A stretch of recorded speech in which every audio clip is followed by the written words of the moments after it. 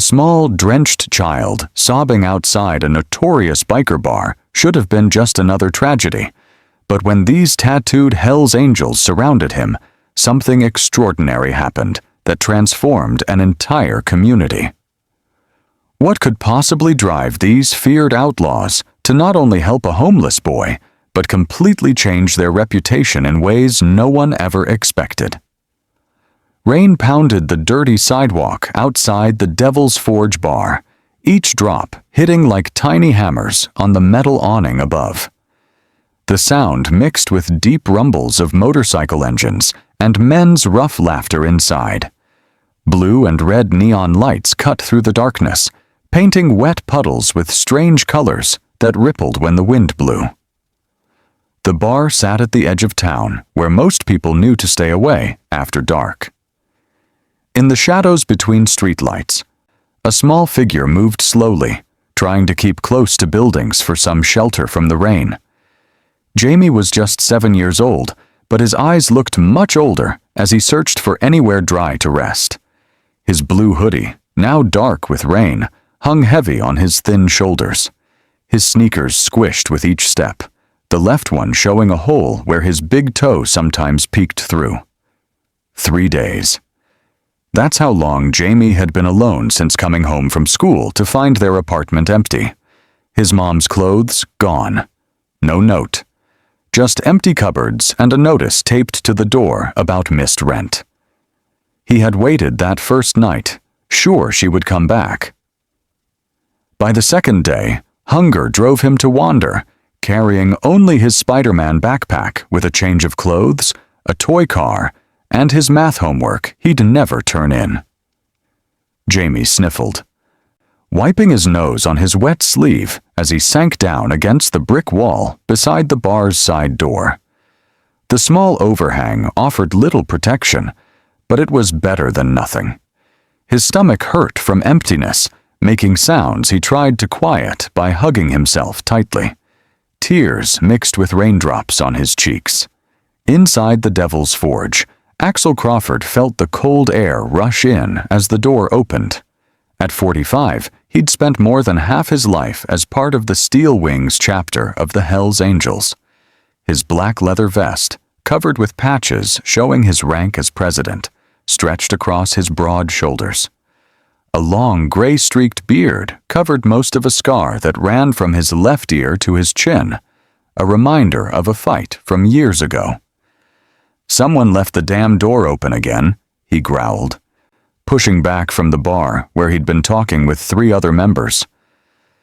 The jukebox played an old rock song, nearly drowned out by pool balls cracking together and bottles clinking. Smoke hung in layers near the ceiling, lit by hanging lamps with red glass shades. Axel's heavy boots thudded across the worn wooden floor as he headed to close the door. That's when he heard it. A sound that didn't belong among the rough noises of a biker bar. A child crying. He pushed the door wider instead of closing it, letting rain hit his face as he looked out. At first, he saw nothing. Then movement caught his eye. A small bundle of blue fabric against the wall. "What the hell?" he muttered, stepping outside. The rain immediately soaked into his shirt, but he barely noticed. As Axel moved closer, the bundle became a boy. Knees pulled up tight against his chest. Something twisted in Axel's chest. Memories flashed, himself at 10, hiding from his father's fists, sleeping in parks when home wasn't safe, the hunger and fear that had shaped him. "Hey kid," he said, trying to soften his naturally rough voice. He crouched down, his knees popping from years of riding. "You got somebody looking for you?" Jamie flinched away, pressing harder against the wall. He'd been chased from the grocery store and the bus station already. Adults always wanted him gone. But when he looked up through wet eyelashes, he saw something unexpected in the scary man's eyes. Not anger, but something else. Something that made him slowly shake his head no. Axel looked around at the empty street, rain dripping from his beard. No sign of parents. No one searching for a lost child. Just darkness, rain, and a boy who clearly had nowhere to go. Axel held out a rough hand, calloused from years of working on motorcycles. "Come on in, kid. At least get dry," he said. When Jamie didn't move, he added, "Nobody's gonna hurt you. Promise." Something in the man's voice made Jamie believe him. With shaky legs, Jamie stood, clutching his backpack to his chest like a shield. Axel didn't rush him, just waited as the boy took one small step, then another. The warmth hit Jamie like a wave as they entered the bar. Heads turned, conversation stopped. 20 pairs of eyes, some curious, some surprised, some wary, stared at the soaking wet child standing beside their leader. "Mama Rosa," Axel called toward the kitchen. "Need some help here?" A large woman with dark hair, tied back in a red bandana, pushed through the swinging doors. She wore a food-stained apron and had flour dusted on her arms. Her eyes widened when she saw Jamie. "Santo cielo! What have you found now, Axel?" she asked, already moving forward, wiping her hands on her apron. "Found him outside, soaked through and alone," Axel said quietly. Rosa knelt in front of Jamie, her eyes soft. Unlike the bikers with their tattoos and leather, she reminded Jamie of his kindergarten teacher, the kind who always had candy in her desk. "Hello, sweetheart. I'm Rosa. Are you hungry?" she asked.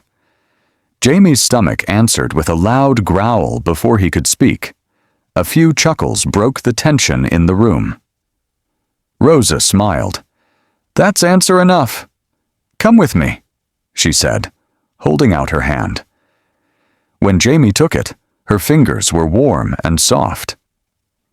In the kitchen, Rosa sat Jamie on a tall stool while Axel leaned against the doorway, arms crossed. The smell of grilling meat and fresh bread made Jamie's mouth water. The kitchen was small but clean, with pots hanging from hooks and pictures taped to the refrigerator, mostly drawings from children.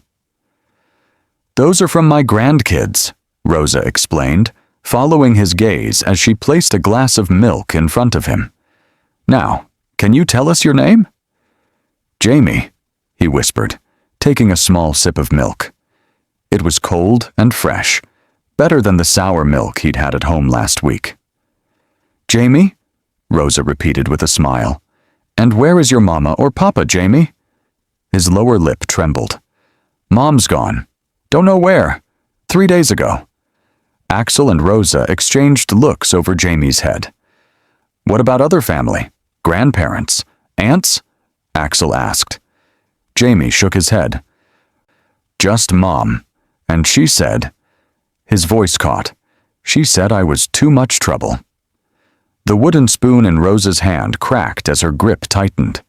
She turned quickly to the stove, but not before Jamie saw the anger flash in her eyes.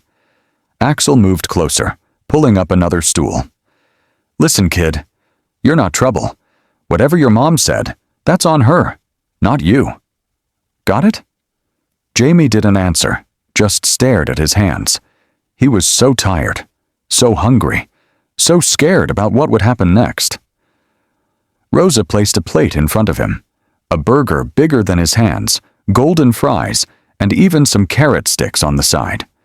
The smell made his stomach hurt with wanting.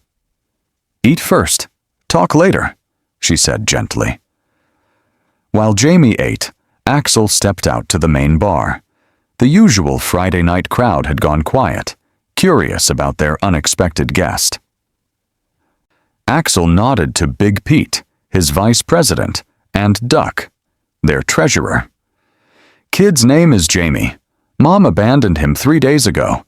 Been on the street since," Axel explained in a low voice. Big Pete cursed under his breath. "We gotta call the cops, boss. Child Services." "I know," Axel nodded. "But not yet. Kid needs to eat, get warm, feel safe first. Then we'll make calls." Duck, always practical, was already on his phone. My sister works nights at the hospital. I'm asking what we should do. Who to call?" Around the bar, men who scared most of the town were now pulling out phones, talking quietly. One grabbed a first aid kit from behind the bar.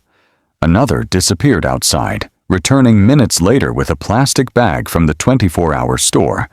Dry clothes that might fit a small boy. 2 hours later, the Devil's Forge looked nothing like its usual Friday night self. The jukebox was turned down low, playing soft rock instead of the usual loud metal. Most of the regular customers had left, sensing something serious was happening. In their place, a strange gathering had formed. 15 tattooed, leather-wearing bikers, all focused on helping one small boy. Jamie sat on a pool table, now dressed in dry clothes. A black t-shirt with a motorcycle on it that hung to his knees, and sweatpants rolled up many times at the ankles.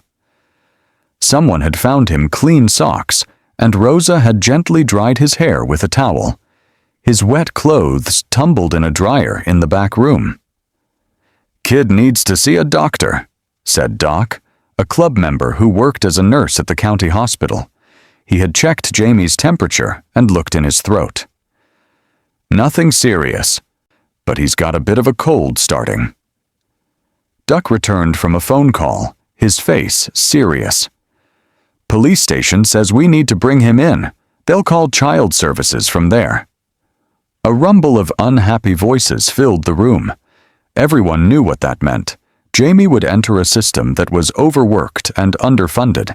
He might end up somewhere worse than where he started. "We do this right," Axel said, his voice cutting through the noise.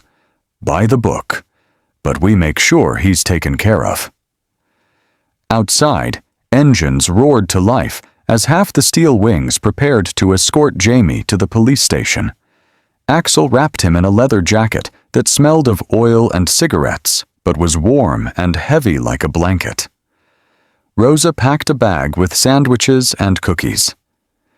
"For later," she whispered to Jamie.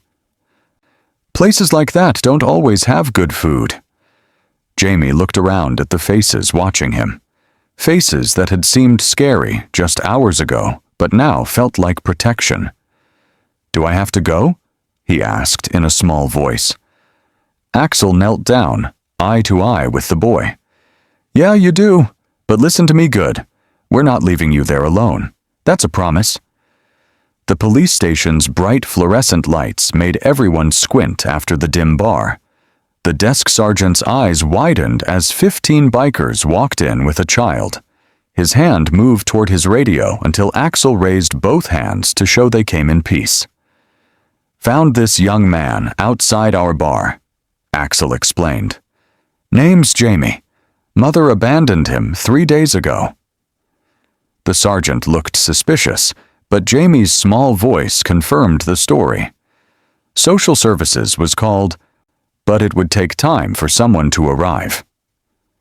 The bikers settled in to wait, ignoring the uncomfortable plastic chairs and the stares from officers. Hours passed. Duck made coffee runs. Big Pete told Jamie stories about motorcycles that made him giggle for the first time. Doc spoke with a police medic about Jamie's health, and Axel watched it all, his mind spinning with plans. When the social worker finally arrived, a tired-looking woman named Ms. Parker with kind eyes but a stressed face. She was shocked by what she found. Not just a child with bikers, but a child with advocates. "He needs these medicines," Doc said, handing over a list he'd written. "And he's allergic to penicillin." "Here's clothes that should fit him," said Tiny, the largest biker, holding up the shopping bags they'd filled. "Plus some toys and books. This is my card," Axel said, pressing it into Ms. Parker's hand. "My number. My wife's number. Our bar number. You call us if he needs anything. Anything at all." Ms. Parker had worked in the system for 15 years. She'd seen many children brought in by police, by neighbors, by teachers. but never had she seen a group of supposed troublemakers show such care. "You understand, I need to place him in emergency foster care tonight," she explained. "The system has procedures."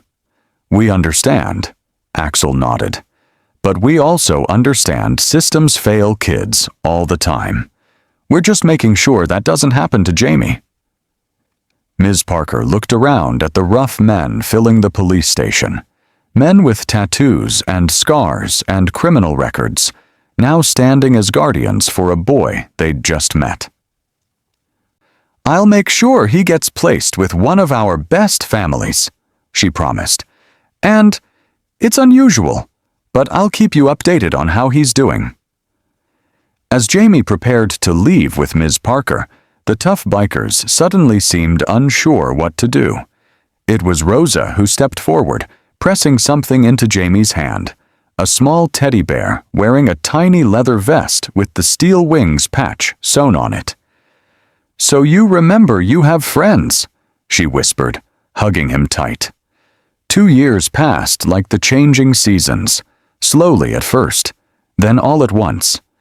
The maple tree in front of Ms. Thompson's house turned gold, then bare, then green again, marking time as Jamie grew 3 inches taller and his nightmares grew 3 times less frequent. Ms. Thompson hadn't planned on becoming a foster mom. As a 4th-grade teacher, she volunteered sometimes at the Children's Services Office, helping kids with homework while they waited for placements. That's where she met Jamie, clutching a teddy bear in a tiny leather vest, his eyes full of questions no 9-year-old should have to ask.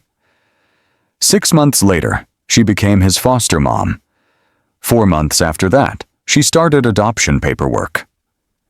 The sunny afternoon found Jamie sitting on the porch steps, a comic book open on his lap, though his eyes kept drifting to the street. Today was the 3rd Sunday of the month, Visit Day. His ears caught the sound before his eyes confirmed it, the distant rumble of motorcycles growing louder as they turned onto Maple Street. Neighbors still peeked through curtains when the steel wings arrived, but with less fear than before. The sight had become strangely normal, 5 to 10 motorcycles parking neatly along the curb, their riders bringing gifts and stories and steady friendship to the boy they'd found in the rain. Axel led the group, as always, now with a few more gray hairs in his beard. Behind him rode Rosa on her own small motorcycle, a gift from the club for her 60th birthday. Big Pete, Duck, Doc, and Tiny followed, along with whoever else could make it that month. "There he is," Rosa called, parking her bike and opening her arms wide. Jamie ran to her, no longer the shy, frightened boy from the alley. His hug nearly knocked her over. "Did you bring it?" Jamie asked, looking eagerly at the saddlebags on Axel's motorcycle. "Bring what?" Axel teased, pretending to forget. "Oh, you mean this?" From his bag, he pulled a small leather vest, sized for a 9-year-old, with the Steel Wings logo on the back and words stitched beneath it. "Honorary little brother." Jamie slipped it on over his t-shirt, beaming with pride. Ms. Thompson came out with lemonade and cookies, greeting the bikers by name. After 2 years, they had become an unusual extended family, one that worked because everyone put Jamie first. "Tell him the news," Rosa nudged Axel, unable to contain her excitement. Axel cleared his throat. "Remember how we said we wanted to help other kids like you? Well, it's official as of yesterday. The Steel Wings for Little Things Foundation got approved. We're going to help kids in foster care across the county." What had started with one boy had grown into something bigger. The club now organized Christmas gift drives, summer camps, and mentoring programs. Members with criminal records that prevented them from being official mentors helped in other ways, fixing bikes, teaching skills, raising money. Those who could pass background checks became court-approved mentors like Axel. "Ms. Parker says you're making her job easier," Ms. Thompson said, referring to the social worker who still checked in with Jamie. She has 6 kids signed up for your first summer program already. As the adults talked, Jamie showed Duck and Tiny his latest art project. Drawings of motorcycles with fantastic designs that would be impossible to build, but were beautiful in a child's imagination. "Maybe an engineer in the making," Doc said proudly, like an uncle watching a nephew's talents grow. Later, as the sun began to set, casting long shadows across the street, the bikers prepared to leave. These visits were shorter now that Jamie had settled into his new life. School friends, soccer practice, a room painted blue with glow-in-the-dark stars on the ceiling. He didn't need them as much, but they came anyway. Before mounting his bike, Axel knelt down, his knees creaking more than they had 2 years ago. "You good, kid? Everything you need?" Jamie nodded, then surprised Axel with a fierce hug. "Thanks for finding me," he whispered. "No, kid," Axel said softly, his voice rough with emotion. "Thank you for finding us." As the motorcycles roared away, Jamie stood on the porch beside Ms. Thompson, waving until they turned the corner. The teddy bear with its leather vest sat on the railing, a reminder of the night everything changed. "Ready for dinner?" Ms. Thompson asked, putting an arm around Jamie's shoulders. "Yeah," he said, looking up at the woman who was now legally becoming his mother. "I'm ready." The same rain clouds that had driven Jamie to seek shelter outside the Devil's Forge 2 years ago now gathered again on the horizon. But this time, he had more than one safe place to weather the storm: a home with Ms. Thompson and an extended family of unlikely guardian angels in leather.